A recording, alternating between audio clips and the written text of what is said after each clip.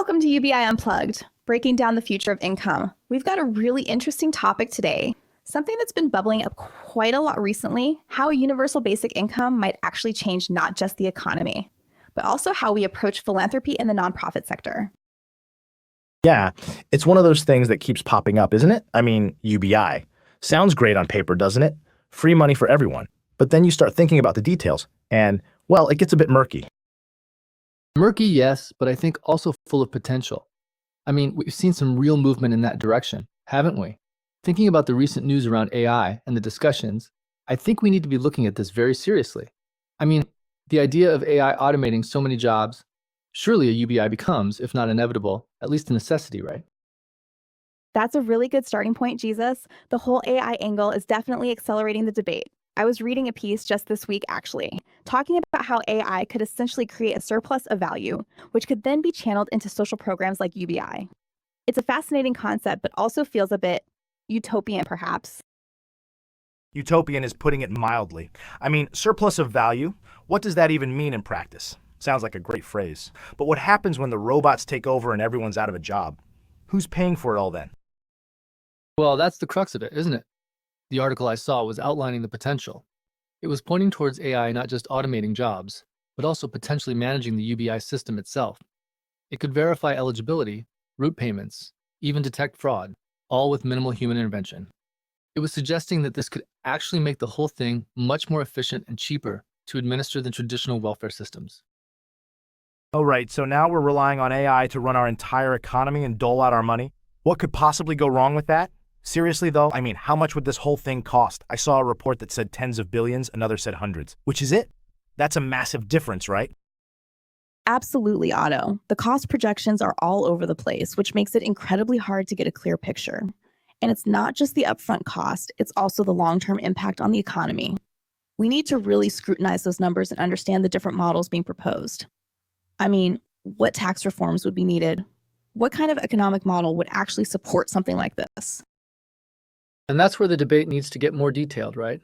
I mean, looking at the UK, for example, you have traditional welfare systems costing a huge amount, and many people still falling through the cracks. There's a very real cost involved in not having a proper safety net. A UBI, at its core, would be about creating that basic safety net for everyone. A safety net or a hammock? I worry that a UBI would just create dependency. I mean, if everyone's getting a basic income, what's the incentive to actually work, to contribute to society? I'm just not sold on the idea that people will suddenly go and pursue education or start businesses. A lot of people will just not work. I'm being honest here. That's definitely a valid concern, Otto. The disincentive to work is a big one, but we have to look at what the pilot programs are showing. I mean, from what I've read in some of the smaller basic income trials in the US, it's not necessarily that people stop working, but rather they might take on different jobs, maybe part-time or pursuing things they're genuinely passionate about. The nature of work might shift, not disappear entirely. But I agree we need much better data on that. Exactly, Sarah. And there's emerging evidence suggesting the opposite might even be true. Some studies are actually showing increased labor participation in UBI pilot programs. Think about it. When you're not constantly worrying about where your next meal is coming from or how to pay rent, you're freed up to actually participate more fully in the economy. And it could reshape employment in positive ways, people pursuing more meaningful work or getting retrained. It's a shift in how we think about work itself, I think. But these pilot programs are so small scale. Are they really representative? I mean, can we really extrapolate from a small town in the US to a country like the UK? I'm skeptical that these results would hold up in a full-scale implementation. And frankly, it is also that the recipients are getting a cash injection. It's not that the system is working, it's the cash. That's a crucial point. Auto scalability is a massive issue. The Welsh pilot, for example, giving a basic income to care leavers. It's a very specific group. It shows promise in that particular context, but we need to think about how it would work on a national level. The complexities are mind-boggling. What happens with regional differences in cost of living? How do you adapt a UBI to address the very specific needs of different groups? A blanket payment might not work for everyone. And it shouldn't be a blanket payment, should it? That's the point of a well-designed system. The idea isn't to give everyone the same fixed amount. The idea is that it's an income floor, not an income ceiling. We could have higher payments for those with disabilities or for families with children, for example. The real challenge is in the design, and we shouldn't shy away from the complexities. I mean, AI can be used in managing this too, right? We should be moving towards solutions that take advantage of technological leaps to address these issues. Okay, but what about the people who don't need it? All the wealthy people just getting a check every month. That seems ridiculous. I just can't get my head around the idea of giving money to people who are already well off. It feels completely wrong. That's another common argument, Otto. But the idea behind a universal system is the simplicity and the lack of bureaucracy. You avoid the means testing and the administrative burden. And also, the wealthier people will naturally be taxed at a higher rate.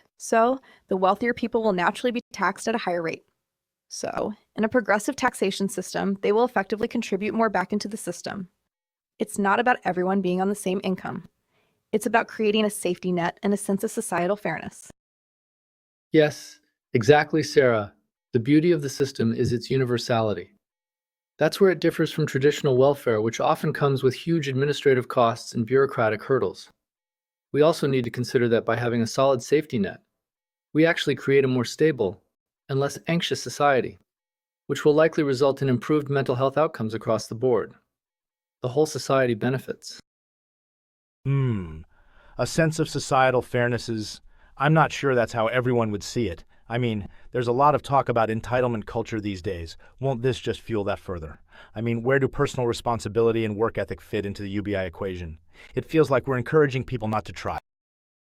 That's a really valid ethical concern, Otto, and it can't be ignored. But let's be clear.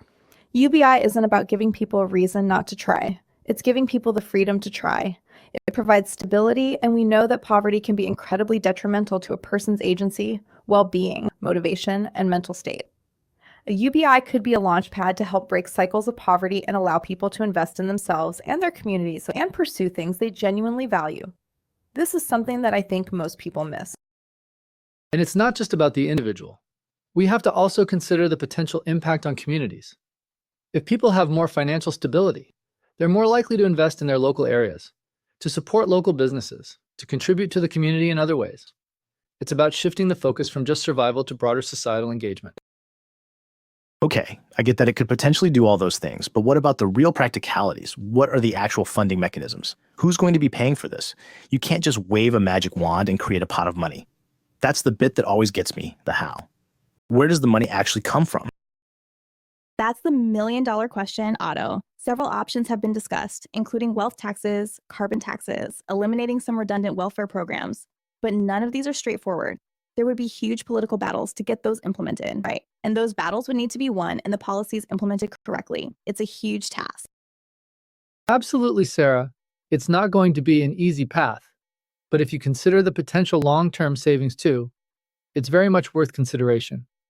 I'm thinking about the reduction in crime rates, the improvement in public health. Those are massive expenditures for a government, and if a UBI can help reduce them, surely that needs to be factored into the overall economic picture. Okay, so we're now relying on UBI to solve crime and improve public health? I mean, isn't that stretching things a bit? It feels like we're trying to use a single solution to fix every single problem. I mean, you can give people money, but it does not fix problems of family breakdown, addiction, bad life choices, and a whole host of other social issues. No, it's not a magic bullet, Otto. Absolutely not. It's not going to fix everything overnight, but it could act as a kind of foundation, a baseline level of security that allows people to address these other challenges more effectively. It's about reducing the financial stress, which can be a major factor contributing to these problems. It creates breathing room that may enable people to address other issues in life. And the fact remains that current systems are failing a large percentage of the population. Yes, and we can't ignore the impact of those failing systems. I mean, there's a recent court ruling in South Africa, for example, that rebuked the National Treasury for overreaching in social development policy, highlighting the dangers of prioritizing fiscal constraints over human needs. It's a reminder that economic stability and social welfare have to go hand in hand. It underpins the very need for the kinds of systemic changes we are discussing today. Okay, but was the court decision really about UBI or something else? The article said it might pave the way for a UBI, but that seems like a bit of a leap. Are we reading too much into this? It could simply be about fixing a specific problem with a social grant that was excluding vulnerable people, right? It doesn't necessarily mean we're suddenly on the verge of a universal basic income. You're absolutely right, Otto. That ruling is about the specific issue of those grant restrictions and the judge's emphasis on the unintended exclusion of vulnerable beneficiaries. It doesn't automatically mean a full UBI program is around the corner, but it does signal a shift towards recognizing the importance of social safety nets and the need for a more nuanced approach. It highlights the fact that overly complicated eligibility criteria can exacerbate existing inequalities. I see it as a step in the right direction, but certainly not a guarantee of UBI. And that shift in thinking, I think, is really important. We are seeing it again and again. The mobilization of campaigns and the legal challenges. People are advocating for change. It's not just about the technical feasibility of UBI. It's about a fundamental shift in how we view social welfare. It's really interesting, too, that a recent piece noted a correlation between economic security and increased labor participation in some pilot studies. It suggests that the basic safety net can lead to a more dynamic workforce, which is kind of counterintuitive, but fascinating. Counterintuitive for sure, but I still can't see a straight path to a UBI here. I mean, how do you transition from the system we have now to something as radical as a universal basic income? It feels like jumping off a cliff without knowing whether there's a net at the bottom. And then there's the sheer administrative headache of it all. Who's going to set up such a system? How would it be managed fairly and efficiently? That transition is definitely one of the biggest hurdles, Otto. It can't be done overnight. It would require careful planning, phased implementation, and constant monitoring and adaptation. And you are right, the existing government systems are not well set up to manage something like this. But we also have to acknowledge that AI and technology can help to automate a lot of that administrative overhead. So we have to think through the positives as well as the negatives. Exactly.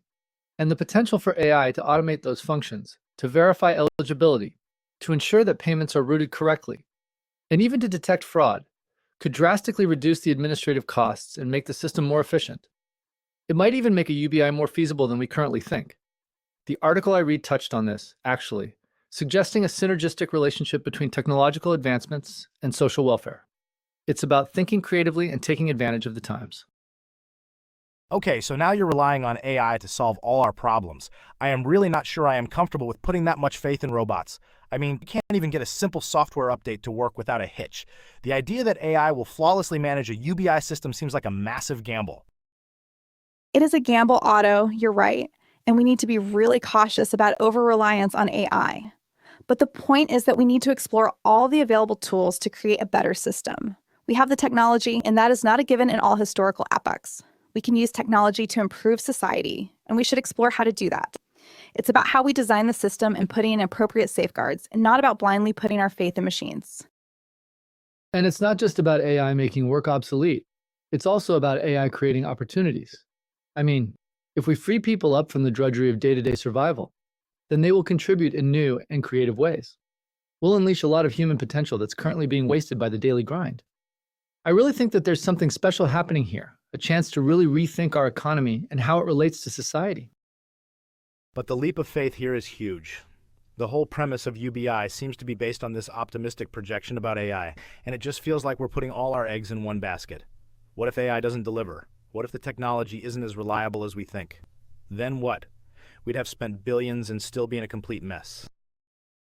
That's a critical point, Otto. We definitely need to have contingency plans. We can't just assume that AI is going to solve everything. The potential is there, yes, but it needs to be carefully managed, and we also have to explore the other alternatives. We can't just ignore the challenges, and the need to create opportunities for retraining and upskilling is crucial. UBI is not the complete answer. It's a part of a bigger solution. And thinking about the practical aspects and alternatives. One article mentioned the idea of sovereign spending, where governments can prioritize UBI in their budgets, just as they do with healthcare and defense. It suggests a shift in priorities, a move away from a focus on economic growth for growth's sake, to one where human well-being is at the center of economic thinking. This is a major shift in priorities for the UK. Sovereign spending, that sounds like a euphemism for printing money, and I'm not sure that solves the fundamental issues. I'm still very worried that we're not really thinking about all the potential unintended consequences. The idea of giving everyone money just feels so simplistic. I am not convinced that this will actually solve the very complex challenges we are facing in the 21st century. It's not a perfect solution, Otto. Absolutely not. And it does come with risks. But it's a conversation we need to have. The current system is not working for everyone, and we need to explore alternatives, especially in light of automation and the rise of AI. The most recent report that I read was discussing the potential to benefit half the population in South Africa and the impact on poverty reduction. We need to be open to considering radical changes if we want to build a more equitable future. It's not that it will work perfectly in all cases, but that we should take the steps needed to change and to improve. Yeah, hard work and a lot more convincing, I think. I'm still very skeptical, but I'm willing to keep an open mind and keep the conversation going. It's a very complex issue, and we certainly haven't found all of the answers today, but maybe that's the point. We can't expect easy answers to hard problems. Absolutely, Otto. The debate around UBI is far from over, and it's a really crucial one to have. It forces us to confront some of the fundamental questions about the future of work, social welfare, and the kind of society we want to build. Thanks for joining us on this complex journey. We will continue to discuss these topics in future episodes. See you next time.